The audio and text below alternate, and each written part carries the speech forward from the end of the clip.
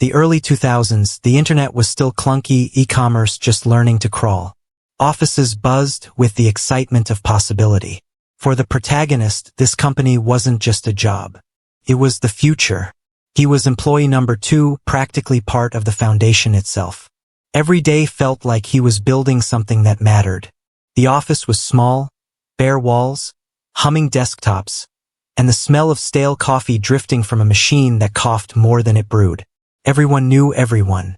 They weren't colleagues, not exactly.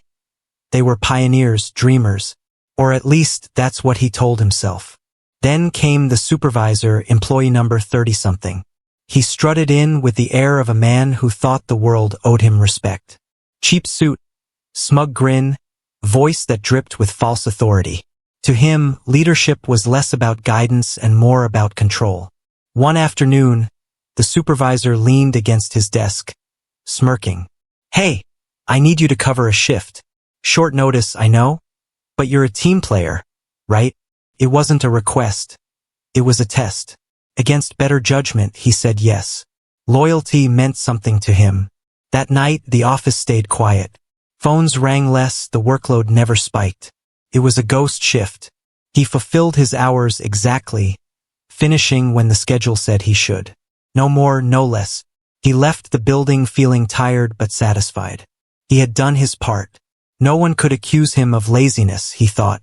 But some storms brew silently, waiting for the perfect time to strike. A few days later, an email appeared in his inbox. Meeting scheduled. Attendance required. He walked in expecting routine chatter, maybe updates on new clients. Instead, he froze. The supervisor sat at the head of the table, and beside him were the 2 owners. The atmosphere was heavy. "Why did you abandon your colleagues?" The supervisor sneered, his voice echoing against the bare walls. The words hit like a slap. "You left early. You falsified your timesheet." Each lie stacked like bricks, building a wall meant to crush him. He turned toward the owners, waiting for them to intervene, to correct the record. They sat still, lips pressed tight, eyes downcast. The silence screamed louder than any words. Betrayal seeped into the room, thick and suffocating. His chest tightened. Anger clawed at his throat. His fists curled under the table. How dare he? He replayed the shift in his head, every minute accounted for. He had done nothing wrong. But truth, he realized, didn't matter. Not when power sat on the other side of the table. "Are you on crack?" The words burst out, sharp and jagged.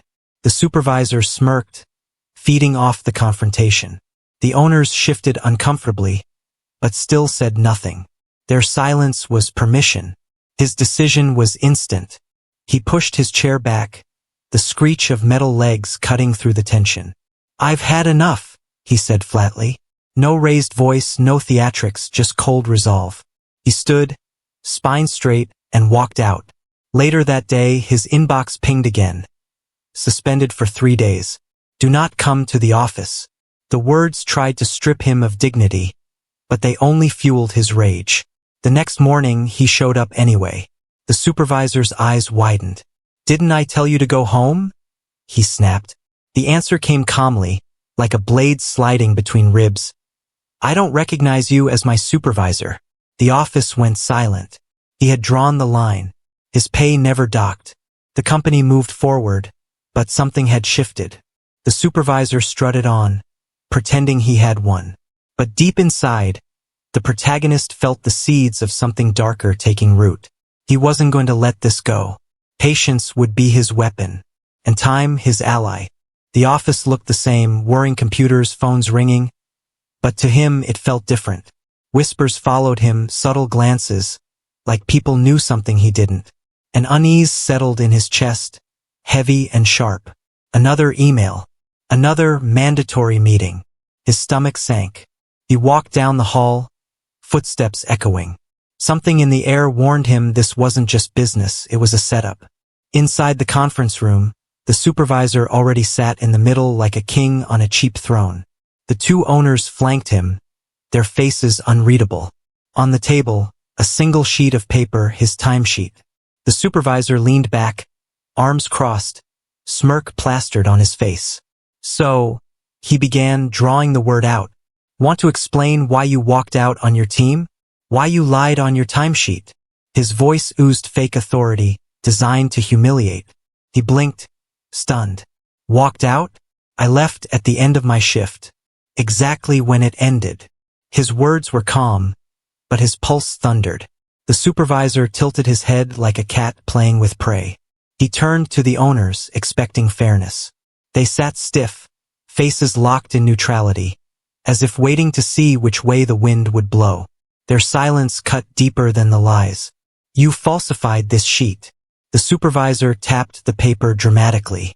This shows you worked till close, but you abandoned your colleagues early. That's fraud. The word fraud hung in the air like poison. Anger coiled in his chest. His jaw tightened. His fists dug crescents into his palms. He wanted to shout, to slam the table, but he swallowed it down. Outbursts were what the supervisor wanted. Finally, he leaned forward, eyes locked on his accuser. Are you on crack? The words dropped like a hammer. The supervisor blinked, mask cracking for a second, before the smirk returned. The owners exchanged nervous glances, but still said nothing. Not a defense, not a correction, just silence. Their refusal to speak was its own betrayal. A knife twisted slowly. The room felt smaller, air thicker. He realized this wasn't about truth or loyalty. It was about power. And in this moment, they had stripped him of dignity, left him cornered like prey. His chair scraped the floor as he pushed back, the sound sharp. Final. I'm done. His voice was steady, deliberate, not shouting, not pleading, just finality. He rose, the supervisor's smirk faltering for the first time. He walked out, shoulders square, each step fueled by defiance. Behind him, the room stayed silent, the supervisor glaring, the owners frozen. For the first time, they didn't control the narrative, he did. That evening, his inbox chimed.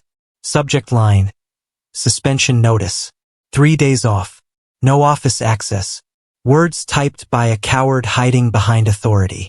He read it once, then closed his laptop without a second thought. When the sun rose, so did he. He walked into the office, head high. The supervisor's face went pale. Didn't I tell you to go home? He hissed. The answer came cool and razor-sharp. I don't recognize you as my supervisor. The room stilled. A line had been drawn. A war had begun. Days turned into weeks. The office routine went on: emails, ringing phones, endless coffee cups. But beneath it all was tension, like static in the air. People spoke in hushed tones, careful not to step into the crossfire. The supervisor strutted around as if nothing had happened. He barked orders, leaned over desks, dropped sarcastic comments. But something about his authority felt hollow now, like a drum beaten too often. It was loud but empty. The protagonist refused to acknowledge him. No nods, no recognition, just polite indifference. He did his work, spoke to colleagues, carried on as if the man didn't exist. That quiet defiance stung more than open defiance. Still, the supervisor smirked whenever their paths crossed. It was the smirk of a man who thought he had won, who believed power was permanent. That smirk burned in his memory, carved deep like a scar. The owners never addressed the incident. They acted as though nothing had happened, burying tension under spreadsheets and client meetings. Their silence taught him a truth. In this place, justice wouldn't come from above. He told himself patience would be his blade. Quick anger could be dismissed as weakness, but patience? Patience was sharper. He would wait, watch, and when the moment came, he would strike in a way that couldn't be undone. Months crawled by. Seasons changed outside the office windows. The world moved on, but the bitterness remained. He worked, he smiled, but inside he nursed that ember of rage. Slowly, it grew into fire. The supervisor wasn't flawless. He snapped at colleagues in meetings, missed deadlines, cut corners. But the owners looked away, too invested in their silence to see the cracks widening. Each flaw was fuel. He studied the man not just at work, but in how he carried himself. The restless pacing, the late nights, the stubble of someone who drank too much and slept too little. Weakness hides in plain sight if you look close enough. At night, lying in bed, he replayed the meeting in his mind. The lies, the smirk, the silence. You wanted a war, he thought. Fine. But wars aren't won in a single battle. Every time he ignored the supervisor's orders, every time he carried on with his work without acknowledging him, it felt like a small victory. Control was slipping grain by grain, and the supervisor didn't even realize it. One morning, he caught the supervisor snapping at a junior employee. The man's face was red, his voice cracking. For just a second, the smirk vanished, replaced by desperation. It was the first glimpse of vulnerability. Whispers spread through the office. People began to see the supervisor differently, not as a leader but as a bully. The protagonist never fanned the flames, but he didn't need to. The truth was obvious to anyone watching. Then, one day, while passing by the supervisor's desk, he noticed something. A personal envelope sitting there, forgotten. His eyes lingered. Inside him, something clicked. It wasn't time yet, but a seed had been planted. That night, walking home under the streetlights, he whispered to himself, "Patience. Just patience. When the moment comes, it won't just be justice. It'll be devastation." And for the first time in months, he smiled. It was late in the afternoon when he noticed it. An envelope sitting carelessly on the supervisor's desk. No one else was around, the office unusually quiet. Sunlight cut through the blinds, landing directly on the white paper like a spotlight. His eyes darted across the office. Empty chairs, humming machines, faint footsteps down the hall. No one was watching. His heartbeat quickened. Curiosity whispered, and temptation followed. With a smooth motion, he walked by and palmed the envelope. The thin paper crinkled faintly, but he didn't stop. He slid it into his bag as naturally as if it belonged to him. His chest thudded, palms damp. He had never crossed a line like this before. The office suddenly felt hostile, every shadow suspicious. But beneath the fear was something else, excitement. That night, in the quiet of his apartment, he placed the envelope on the table. He lit a lamp, the golden glow spilling across the paper. Hands steady now, he slid it open with a knife. Inside was more than he imagined. The supervisor's T4 slip, home address, social insurance number. Numbers that weren't just digits, they were keys. Keys to power. Keys to destruction. His eyes widened when he saw the income. He laughed out loud, the sound sharp in the empty room. He made triple the supervisor's salary. All that arrogance, all that posturing. And for what? The irony tasted sweet. He sat back, the paper between his fingers, and let his mind wander. A year of waiting, of patience, now pointed toward one conclusion. This wasn't just information, it was ammunition. The next day, he adjusted his commute. On his way home, he took a slight detour. The supervisor's house sat quietly on a suburban street, ordinary, unremarkable. He memorized the mailbox, the surroundings, the routine. The following week, he left work a little early. Heart hammering, he slipped up to the mailbox, opened it, and pulled out the mail. No one saw. No alarms. Just him, the quiet street, and the sound of envelopes sliding free. At home, he boiled water, held the envelopes over steam, carefully loosening the glue. He opened each letter with surgical precision, scanned the contents, then resealed them perfectly. No trace left behind. For the first time, he felt it, power. Not imagined, not symbolic, but real control. Every word on those papers gave him insight into the man who once humiliated him. Now he was the one holding secrets. Week after week, he intercepted. Letters from banks, utility companies, government notices, all passed through his hands before reaching their owner. It became routine, almost mechanical, but each envelope fed his hunger. After months, patterns emerged. He noted billing cycles, due dates, financial cracks. Then came the jackpot, a child support garnishment notice. The supervisor wasn't just cruel at work, he was failing at home. A bully in every sense. That night, he sat at his desk with a glass of rum, staring at the pile of scanned documents. For the first time in months, he smiled a true smile, not of survival but of triumph. The opportunity had arrived. Soon, the real revenge would begin.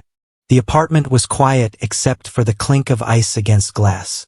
He poured rum into a tumbler, opened his laptop, and leaned back. Tonight wasn't about work. Tonight was about justice. On his desk sat a handwritten list, URLs, strange and disturbing names of adult magazines and websites. Not just ordinary smut, but the kind that made people uncomfortable to even mention aloud. He had been collecting them for weeks, carefully curated for maximum humiliation. From the scanned mail, he had everything he needed: card numbers, addresses, billing cycles. In those days, there were no CVVs, no layers of security. If you had the numbers, you had the keys. And he did. Click. Fill in the fields. Name, address, postal code. Submit. Approved. He exhaled slowly, the rush of adrenaline almost dizzying. One click, and the poison entered the bloodstream of his enemy's life. One subscription turned to 2, 2 to 10, 10 to 20. Each approval beeped like music, a drumbeat of revenge. He imagined the supervisor's face when those bills arrived. Denial, confusion, then panic. He pictured the man at home, opening his credit card statement. Charges piling up from grotesque sites. No excuse could erase it. No denial would sound believable. It was the kind of stain that clung forever. But subscriptions weren't enough. He wanted disruption, chaos. So he picked up the phone, dialing utilities one by one. Electricity, gas, internet. Each time, he used the supervisor's name, claiming to be moving abroad for an extended absence. He made sure to be rude, snide, dismissive with the agents. Just shut it off. I don't care about your policies. He wanted the accounts flagged with warnings. Difficult customer. Let the man deal with the backlash later. Then came the vehicle registration and insurance reminders. He intercepted them, tucked them away. If the supervisor missed renewal, consequences would follow. Fines, penalties, maybe even the humiliation of being pulled over without coverage. Every action was a strand in a web. Credit cards poisoned, utilities sabotaged, insurance undermined. Each strand pulled tighter, slowly strangling the man's life. He didn't need confrontation. Paper and patience were sharper than any blade. For a moment he paused. Was this too far? He swirled the rum in his glass, stared at the amber liquid. But then he remembered that meeting, the lies, the humiliation, the smug grin. No, this wasn't cruelty. This was balance. The next day, he watched the supervisor walk into the office. Same arrogant stride, same smirk. The man had no idea his life outside was already cracking. The contrast filled him with quiet amusement. Weeks later, he noticed something different. The supervisor's tie was loose, his hair unkempt, dark circles under his eyes. He barked at colleagues more sharply, as if the pressure at home was seeping into the workplace. The plan was working. At night, he opened a drawer. Inside, neatly stacked, were copies of intercepted letters. Bills, notices, warnings. He looked at them like trophies, each one proof of the unraveling. He leaned back, smiling.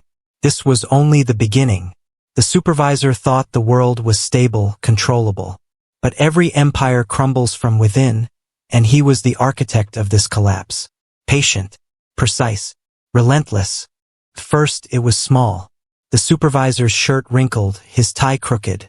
No one else noticed, but the protagonist did. It was the first crack in a once carefully polished facade. By now, he knew the cycle. Around the 10th of the month, the supervisor would open his credit card statement. That day, the man's face was pale, jaw tight. He shoved papers into his bag with a little too much force. Later, from across the office, the protagonist caught a glimpse. The supervisor's hand clenched around a coffee mug, knuckles white. Rage simmered under the surface, but he said nothing. Weeks passed. The supervisor started staying late. His office light burned after hours, but little progress showed. He was drowning quietly, struggling to keep up with fires no one else could see. Then came the car insurance and registration. Without the reminders, deadlines slipped by. Rumors swirled that he'd been pulled over and fined. He showed up the next day red-faced, snapping at anyone who crossed him. A week later, whispers reached the office. His electricity had been cut briefly. His house went dark for 2 nights before it was restored. No details, just gossip, but gossip was enough to spread doubt. Colleagues began to notice. "He seems off lately," one whispered by the printer. "Stressed. Like something's wrong at home." The protagonist said nothing, but inside he savored every word. Another interception revealed the truth. Child support garnishment. He imagined the humiliation, the angry phone calls, the shame of letters demanding money he didn't have. The supervisor wasn't just suffering, he was exposed. One morning, during a team huddle, the supervisor snapped mid-sentence. His voice cracked, words harsh. Everyone fell silent. For a moment, he wasn't the smug overseer. He was a man unraveling. He started taking unplanned days off. His desk sat empty, phone unanswered. When he returned, excuses were thin, explanations vague. People stopped asking. They just exchanged knowing looks. From his desk, the protagonist observed quietly.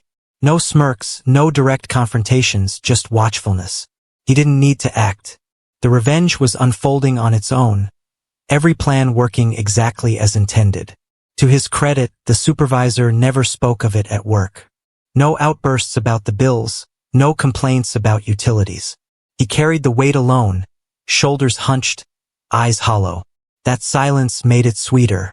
Slowly, colleagues began drifting away from him. Lunch invitations stopped. Conversations quieted when he walked by. He was no longer a leader. He was a shadow everyone avoided. At night, the protagonist sat with his stack of intercepted mail, reading and returning it like a surgeon. Each document reminded him, this was working. This was justice, slow and silent. One evening, as he walked home, he caught his reflection in a shop window.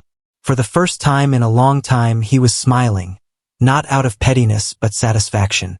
The man who had tried to humiliate him was now humiliated in every corner of his private life. And the best part? No one knew why. It was late on a Friday. A half-empty glass of rum sat by his keyboard, the room dim except for the glow of the monitor. On a whim, he typed in the supervisor's credit card details again, half expecting them to be shut down. But they weren't. The cards were still active. His lips curled into a grin. The man hadn't canceled the cards, hadn't learned. It was almost too easy. Tonight, the plan wasn't just sabotage, it was spectacle. This time, he didn't use the home address. He typed in the company's office location. The thought of packages arriving at the workplace, in full view of everyone, made his heart race with anticipation. He added another twist. The supervisor's work email. Sign-ups for explicit sites, graphic newsletters, adult content. Each one would ping his inbox, each one undeniable. Click after click, website after website. He subscribed to dozens, filling fields with precision. By the time he closed his laptop, the trap was set. All that remained was patience. 2 weeks later, a brown envelope landed in the office mailroom. The receptionist carried it up, puzzled by the return label. It was addressed directly to the supervisor. He took it quickly, face stiff, shoving it into his bag without a word. But more packages followed. Thicker envelopes, glossy magazines, strange labels impossible to ignore. Colleagues began whispering, exchanging glances whenever the mail cart stopped by his desk.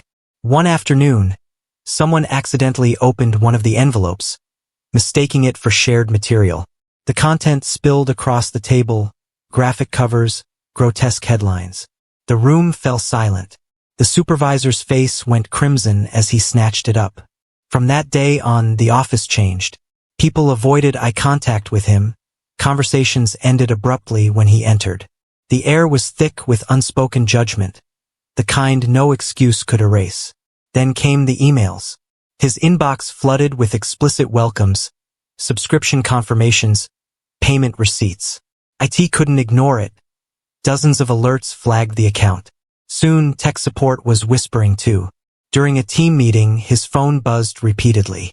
Notifications stacked one after another, all with obscene subject lines.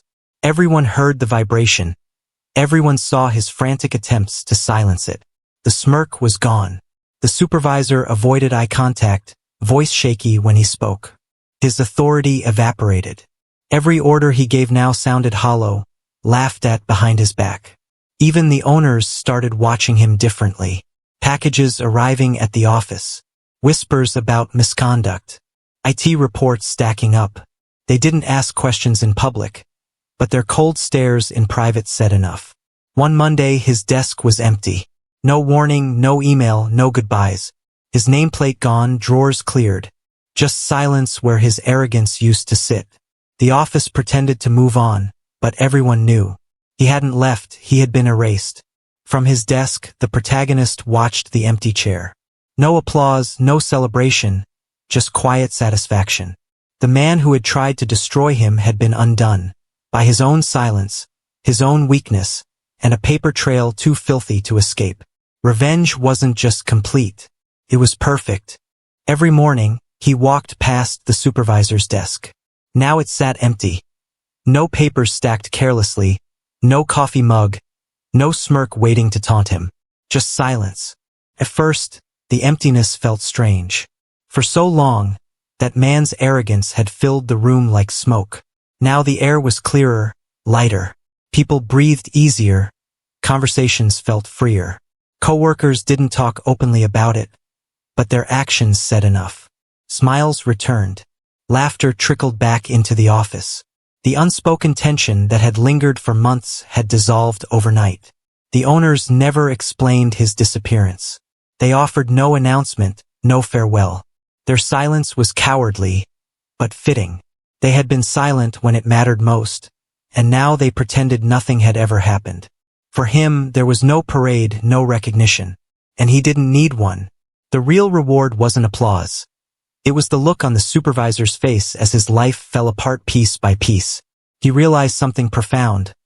Quick revenge might feel good, but patient revenge? Patient revenge tasted like fine wine. Slow, deliberate, savored with every sip. At home, the drawer of intercepted letters still sat full. Bills, statements, notices, all trophies of a war fought in silence. Sometimes he opened it just to remind himself. This was how power looked when turned against itself. One evening, he stood before his mirror, studying his own face. Not smug, not arrogant, but steady. He wasn't just the victim anymore. He had taken control, rewritten the narrative. Still, a question lingered. Had he gone too far?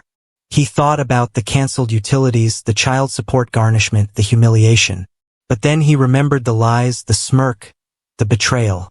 Justice wasn't cruelty. Justice was balance. He noticed something else too, how differently people treated him now.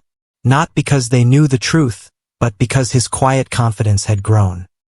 He wasn't the same man who had once walked out of that meeting, fists clenched in helplessness. Every whisper of gossip about the supervisor was applause he couldn't hear. Every sideways glance from colleagues, every snicker when packages arrived, it was recognition, even if no one said his name. He learned that revenge didn't always need to be loud. Sometimes the sweetest victories were quiet, invisible, known only to you, and that made them last forever. As months passed, the supervisor became a ghost story in the office. A warning, a mystery. New hires never heard his name.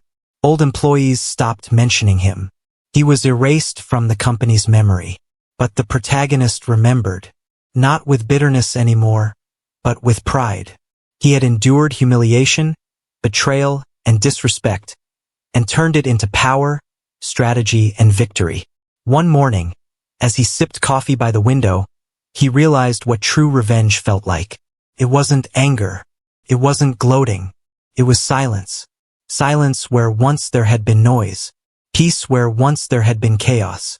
The sweetest sound in the world. When the office mailroom started receiving thick, brown envelopes plastered with names of obscene magazines, all addressed to my boss, the silence was deafening. He avoided eye contact.